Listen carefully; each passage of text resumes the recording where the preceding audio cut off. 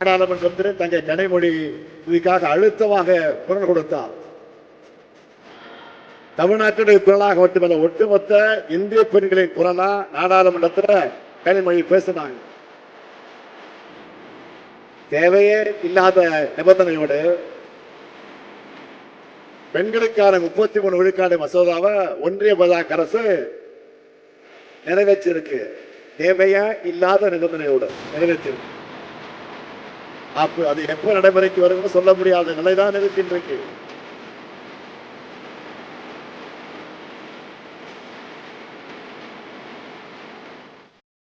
நிறைய பேர்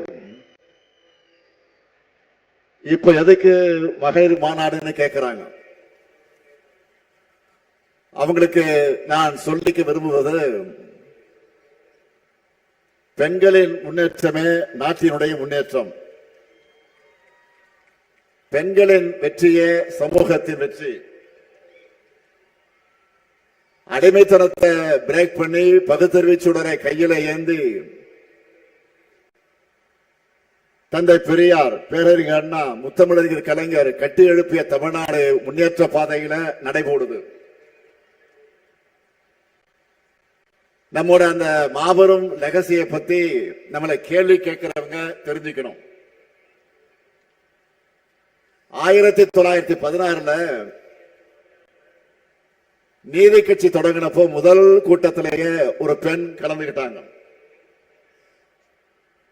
அவங்கதான் அலமேலு மங்கை தாயாரம்மாள். அதே போல இன்றைக்கு நாம நூற்றாண்டை கொண்டாடிக்கிட்டு இருக்கக்கூடிய சுயமரியாதை இயக்கத்தை 1925 தந்தை பெரியார் தொடங்கினார். அப்போ மூவலூர் ராமாமிர்த அம்மையார் போன்ற பல பெண்கள் அதில் பங்கெடுத்தாங்க. 1949 திமுக தொடங்கினப்போ சத்தியவாணி முத்து உள்ளிட்ட பலர் கலந்துகிட்டாங்க. 1967 அண்ணா தலைமையில் அமைந்த அமைச்சரவையிலும் அவங்க இடம்பெற்றாங்க. இந்த வரலாறு அத்தனை நான் சொல்வதற்கு என்ன காரணம், ஏன் சொல்றேன்னா, தொடக்கத்தில் இருந்த திராவிட இயக்கத்தில் பெண்கள் முக்கிய பங்கு வகிச்சிருக்கிறாங்க. இந்த மகளிர் அணியுடைய தொடக்கம் எது தெரியுமா? பெண்களுக்கான ஒரு தனி அமைப்பு வேணும்னு பேரறிஞர் அண்ணா அவர்கள் 1956 கழகத்தின் மகளிர் மன்றத்தை தொடங்கினார். அதை தொடர்ந்து மகளிர் மன்றத்தை மகளிர் அணியா விரிவாக்கி வலுவான கட்டமைப்பை உருவாக்கினார் நம்முடைய உயர்நிகர் தலைவர் கலைஞர் அவர்கள். மிகப்பெரிய மாநாடுகளையும் நம்ம மகளிர் அணி நடத்தி இருக்காங்க. அதனுடைய தொடர்ச்சி தான் நீங்க எல்லாரும். நிறைய இளம்பெண்கள் இங்க வந்திருக்கிறத பார்க்கும்போது பெருமையா இருக்கு.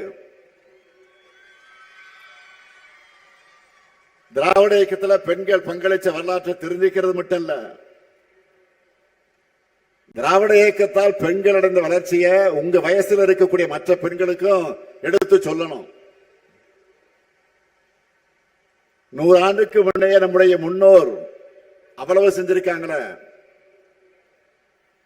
இப்ப நாம அதையும் தாண்டி பணியாற்றணும்னு உங்களுக்குள்ள ஒரு உத்வேகம் பிறக்கணும். எந்த நிலைமையில இருந்து நாம் முன்னேறி வந்திருக்கோம்னு கொஞ்சம் யோசிச்சு பாருங்க. பெண்கள் படிக்க கூடாதுன்னு சொன்னாங்க, அடுப்படியை தாண்டி போக கூடாதுன்னு நிறுத்தி வச்சாங்க. ஆண்களை சார்ந்து மட்டுமே இருக்கணும்னு அடிமைப்படுத்தப்பட்டாங்க. அதையெல்லாம் உடைச்சு எரிந்தது யாரு? நம்ம திராவிட இயக்கம் தான்.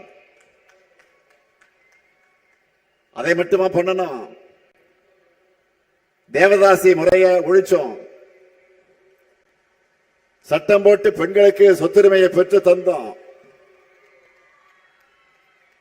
பெண் ஏன் அடிமையானால்னு கேள்வி கேட்டு பெண்களின் கல்வி உரிமை சம உரிமைக்கு நாம் போராடி இருக்கிறோம்.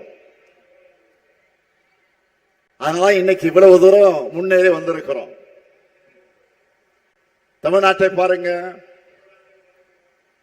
நாட்டில் இருக்கக்கூடிய மற்ற சில மாநிலங்களையும் பாருங்க.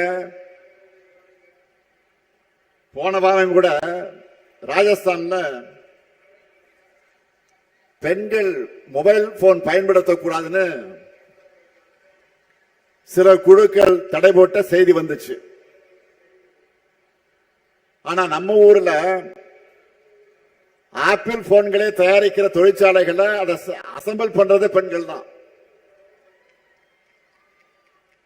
திராவிட இயக்கமும் நம்மோட தலைவர்களும் பண்ண புரட்சியோட விளைவுதான் பெண் விடுதலை, மகளிர் முன்னேற்றம்.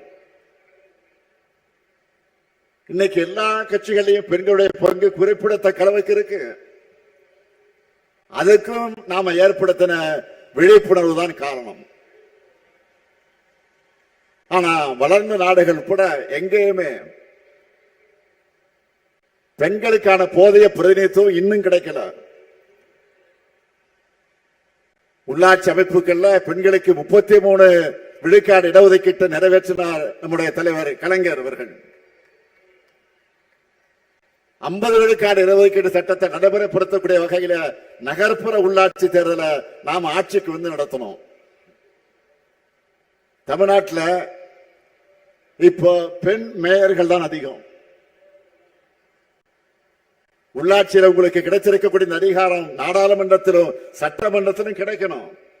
அதுதான் திமுகவுடைய லட்சியம். அதுக்காகத்தான் 33 விழுக்காட்டுக்காக தொடர்ந்து போராடுகிறோம். 2017 தலைநகர் டெல்லியிலே இதுக்காக நம்ம மகளிரணி சார்பில் போராட்டம் நடத்தப்பட்டுச்சு. நாடாளுமன்றத்திலே தங்க கனிமொழி இதுக்காக அழுத்தமாக குரல் கொடுத்தார். தமிழ்நாட்டுடைய குரலாக மட்டுமல்ல, ஒட்டுமொத்த இந்திய பெண்களின் குரலா நாடாளுமன்றத்தில் கனிமொழி பேசினாங்க. தேவையே இல்லாத நிபந்தனையோடு பெண்களுக்கான 33 விழுக்காடு மசோதாவை ஒன்றிய பாஜக அரசு நிறைவேற்றிருக்கு. தேவையா இல்லாத நிபந்தனையோடு நிறைவேற்றிருக்கு. அப்ப அது எப்ப நடைமுறைக்கு வரும்னு சொல்ல முடியாத நிலைதான் இருக்கு இன்றைக்கு. இது எதை காட்டுது? ஆபரேஷன் சக்சஸ், ஆனா பேஷன் டெட் சொல்லுவாங்கல்ல, அப்படி இருக்கு அவங்களுடைய செயல்பாடு. பெண்களாகிய உங்களுக்கு நாடாளுமன்றத்திலும் சட்டமன்றத்திலும் அதிகாரம் கிடைப்பதை பாஜக விரும்பல. அதனால பெயரளவுக்கு மசோதாவை நிறைவேற்றிட்டு காலத்தை கடத்துறாங்க. ஆனா நம்ம திராவிட மாடல் ஆட்சியை பொறுத்த வரைக்கும் இது பெண்களுக்கான ஆட்சி.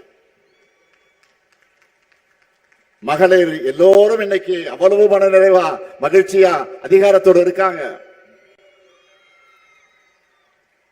இந்த கூட்டத்தில் என்னோட அம்மாவை போல நிறைய பேர் இருக்கீங்க. எனக்கு சகோதரிகளாக நிறைய பேர் இருக்கீங்க. ஏன் என்னோட மகள்களாக எத்தனை பேர் வந்திருக்கீங்க. செய்திகளை உடனுக்குடன் தெரிந்து கொள்ள கீழ்கண்ட கேபிள் மற்றும் டிடிஎச் நெட்வொர்க்குகளில் எம்நாடு செய்தி தொலைக்காட்சியை காணுங்கள். பாதகம் செய்பவரை கண்டால் நாம் பயம் கொள்ளலாகாது பாப்பா. மோதி மிதித்து விடு பாப்பா, அவர் முகத்தில் உமிழ்ந்து விடு பாப்பா. அண்மை செய்திகளை உடனுக்குடன் தெரிந்து கொள்ள இணைந்திருங்கள் எம்நாடு தொலைக்காட்சியுடன்.